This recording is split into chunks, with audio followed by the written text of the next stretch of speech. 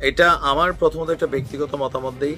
আমার কাছে মনে হয় যে কোথাও না কোথাও ডক্টর মোহাম্মদ ইউনূস মুখে তিনি যাই বলেন, তিনি আসলে শেখ হাসিনাকে বাংলাদেশে ফিরিয়ে এনে ওনার শাসনামলে শেখ হাসিনার বিচার করার বিষয়টাতে খুব বেশি যে আগ্রহী তা না। এটা যৌক্তিক কারণ আছে।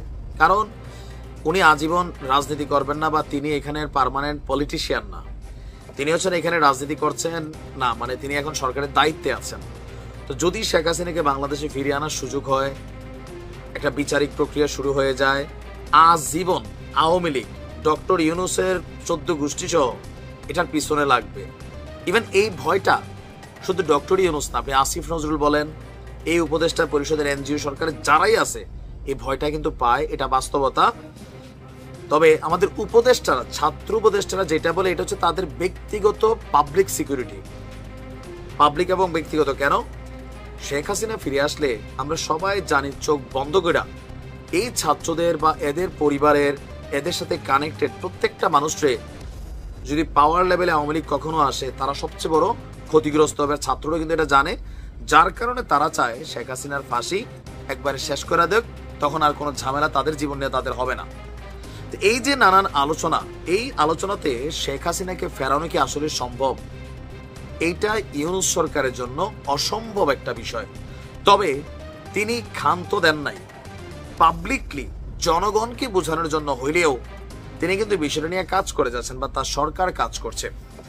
গতকালকে আপনারা জানেন যে জাতিসংঘের মহাসচিব আন্তোনিও গুতেরেস তিনি যখন বাংলাদেশে আসছেন, জাতিসংঘের মহাসচিব মানে তিনি সারা পৃথিবীর যে দেশগুলো আছে, কয়েকটা দেশ বাদ দিয়া প্রত্যেকটা জায়গায় একজন রেসপেক্টেড ব্যক্তি।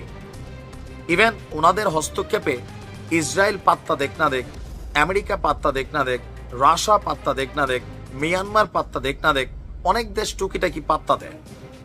সেই আশা থেকে শেখ হাসিনাকে ফেরানোর ইস্যুতে গুতেরেসের সাথে আলোচনা করেছেন আমাদের ইউনূস সরকারের যিনি পররাষ্ট্র উপদেষ্টা আছেন।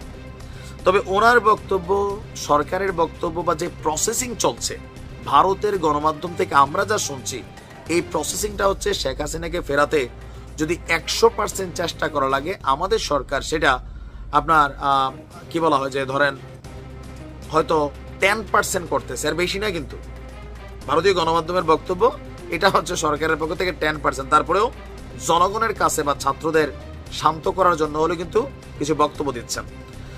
তো গুতেরেসকে হাতের কাছে পেয়ে আমাদের যিনি পররাষ্ট্র উপদেষ্টা আছেন, তিনি বলেছেন যে কিভাবে ভারত থেকে শেখ হাসিনাকে ফিরিয়ে আনা যায়, এ বিষয়ে জাতিসংঘ মহাসচিবের সাথে তিনি কথা বলেছেন। তো এ নিয়ে আপনার জাতিসংঘ মহাসচিব তিনি আশ্বস্ত করেছেন যে যেহেতু শেখ হাসিনার বিরুদ্ধে এই মুহূর্তে মানবতা বিরোধী একটা অপরাধের তদন্ত কিন্তু জাতিসংঘের মানবাধিকারী কমিশন করছে, সেখানে তাকে অপরাধী হিসেবে চিহ্নিত করা হয়েছে, তার শাস্তিও চাওয়া হয়েছে, তবে ফাঁসি ছাড়া।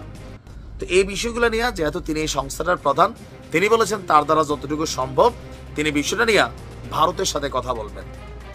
এখন তার এই বক্তব্য ভারত কতটুকু মানবে, মানবে না। নাম্বার 1, জাতিসংঘকে নরম দেশগুলো আব্বা ডাকে, আর জাতিসংঘ শক্তিশালী দেশগুলারে আব্বা ডাকে, পাত্তা দেন। আপনি বোঝেন না, এই বিষয়টা কিন্তু এরকমই। তো ভারতের সামনে জাতিসংঘের ভূমিকা খুব বেশি না। আর শেখ হাসিনা ইস্যুতে আমার মনে হয় না যে ভারত জাতিসংঘের এই সিদ্ধান্তে মানে কোনো রকম রেসপন্স করবে। নাম্বার 2, জাতিসংঘের যে তদন্ত রিপোর্ট, সেখানে কিন্তু আওয়ামী লীগকে ব্যান করার কথা বলা হয় নাই, আওয়ামী লীগকে রাখার কথা বলা হয়েছে। বিষয়টা বুঝতে পারছি। সো এখানে অনেক কিছু আছে যেটা নিয়ে সরকারও বেকায়দায় আছে যে কোন সিদ্ধান্ত নিবে, কোনটা নিবে না।